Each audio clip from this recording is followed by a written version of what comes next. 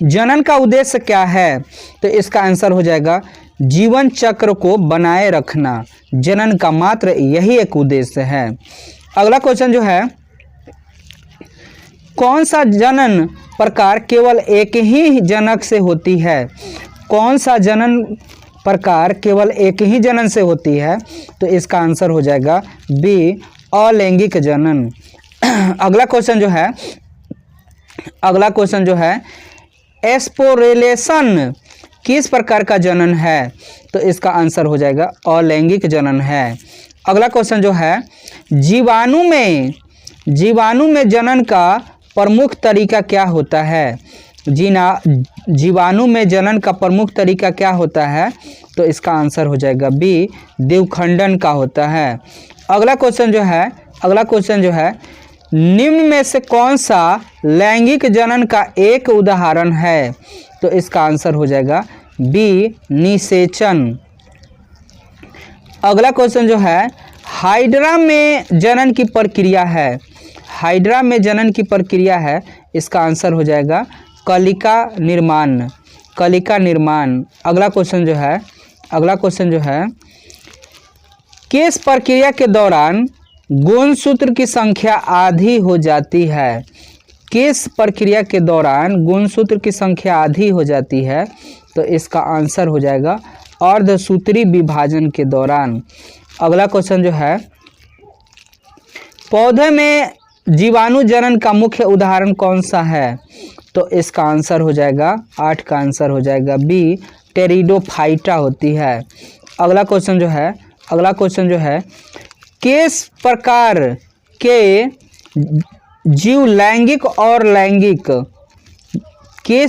के जीव लैंगिक और अलैंगिक दोनों प्रकार के जनन कर सकते हैं?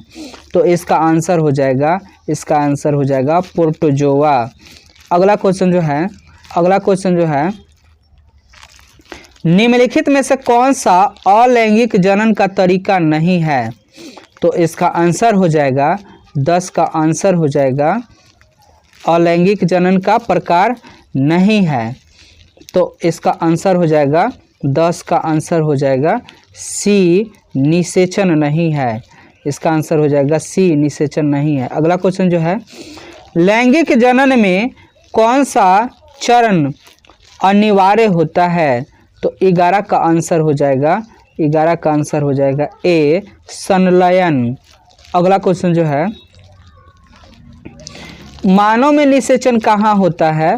तो आप सभी को पता है कि फलोपियन ट्यूब में होता है, फलोपियन नलिका में होता है। दोस्तों अब आपका सब्जेक्टिव शुरू होता है, शॉर्ट क्वेश्चन, ठीक ना? तो चलिए देख लेते हैं। अगला क्वेश्चन जो है, जनन क्या है? तो जनन वह प्रक्रिया है जिससे जीव अपने संतान का निर्माण करता है ताकि उनके प्रजाति का अस्तित्व बना रहे। ठीक है दोस्तों, जनन ही एक ऐसी प्रक्रिया है जिसमें कोई भी जीव अपने जैसे संतान उत्पन्न करेगा, इसलिए करेगा ताकि उसकी प्रजाति बना रहे, नहीं तो खत्म हो जाएगा। ठीक है, चलिए अगला क्वेश्चन जो है, अलैंगिक जनन किसे कहते हैं?